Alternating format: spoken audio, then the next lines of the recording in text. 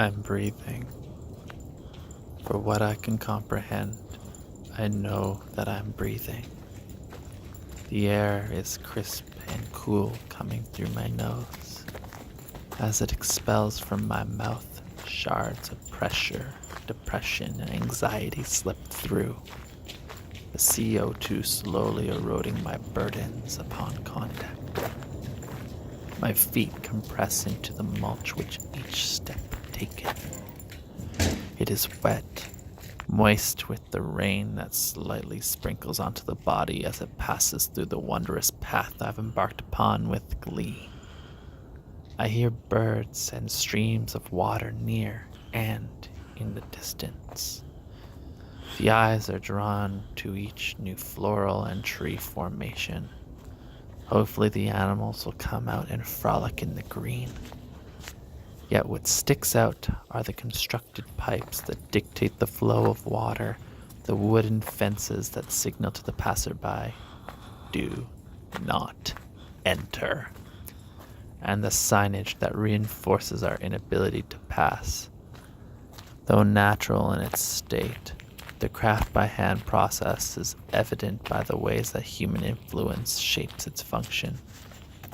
I travel through the forest to lose the noise of pedestrian life, the noise of habitually being on guard from the danger it presents, and the noise of my interior chaos. Yet I cannot fully immerse when within the space I use to escape, I'm reminded of the spaces to escape.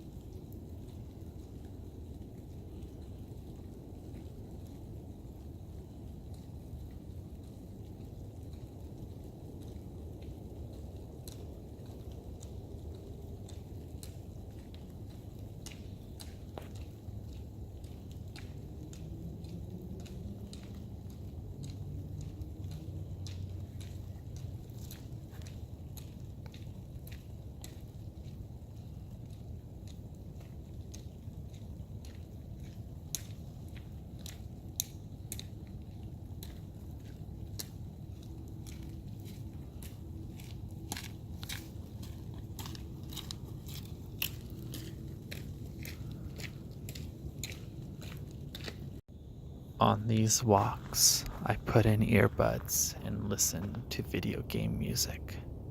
I travel with multiple images conjured into my stream of thought. Pictures of cave dwellings, vast plains, shape-shifting forestry, eroded castles, while possessing physical and mystical powers far beyond this realm's grasp.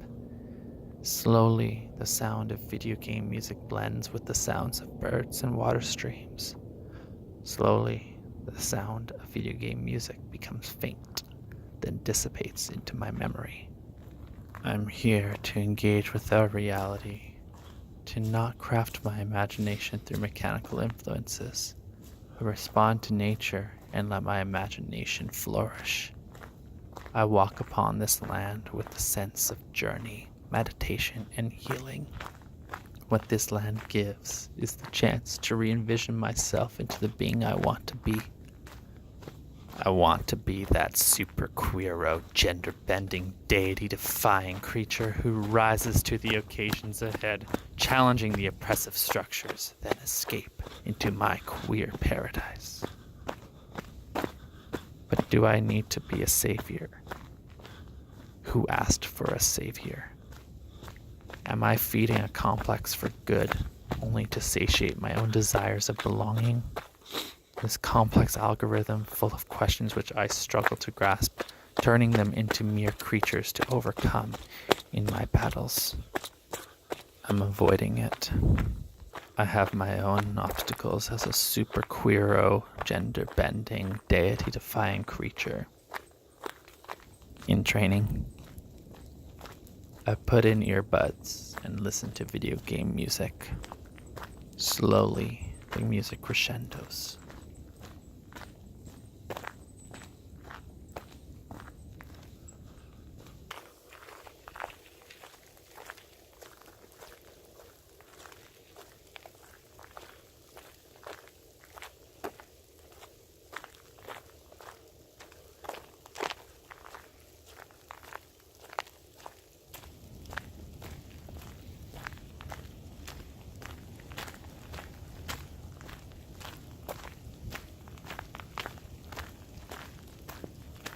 The discourse has been constant and repetitive.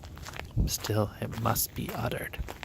As long as there are hegemonic patriarchal structures imposed on this land, we continue to unpack the marginalized positions involved. We continue to unpack the powers that oppress. I'm queer, I'm genderqueer, but I am a settler on this land. To consider my position is to recognize that though there are instances where I am marginalized, there are layers that I will not fully comprehend. That I hold layers of privilege within my position. Every marginalized position has an experience that cannot be generalized under a blanket of, you're oppressed? So am I. How do I engage? I put in some earbuds and listen to video game music. It builds to a moment.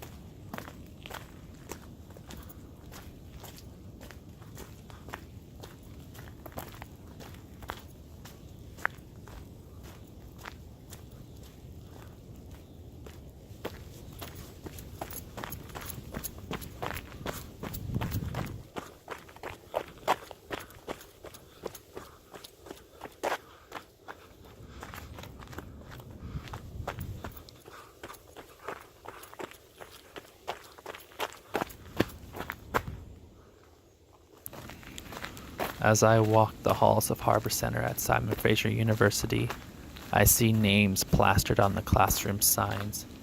Each class is a sponsorship, a possession. Your knowledge made possible by Scotiabank. As I walk through Pacific Spirit Regional Park, I see the human-made influences. It's been molded into a place where one can walk their dogs, go for a run, or walk to get away, like I've done past, present, and continual. I recognize. But what does it matter when it's still present? I put in some earbuds and listen to video game music. The bass overwhelms.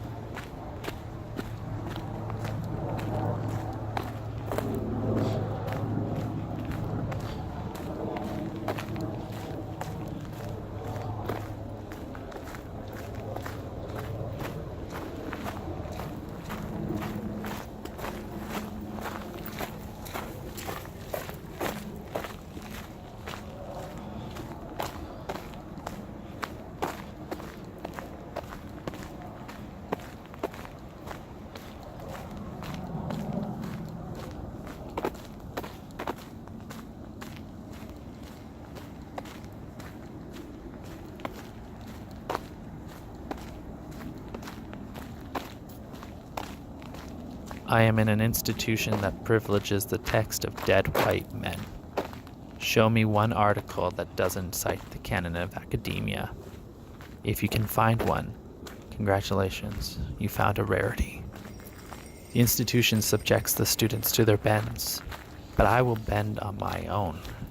As I walk through the forest, I'm slowly releasing my barriers towards engaging the severities of our actions. Do I wail and cry about the atrocities that have happened and are currently happening? Yes. Why the fuck not? I want people to know that #LoveWins didn't defeat homophobia. I want them to know that colonization isn't just a past consequence. I want them to see that the land that was promised to our indigenous folks has been disrespected and continues to be stripped away for capitalistic greed. I want them to see the discrimination. I want them to stop being complicit, see Canada for what it is, and think towards a Canada that can say it's inclusive and have the practices and mindsets to back it up. I put in earbuds and listen to video game music. Slowly, the sound begins to fade.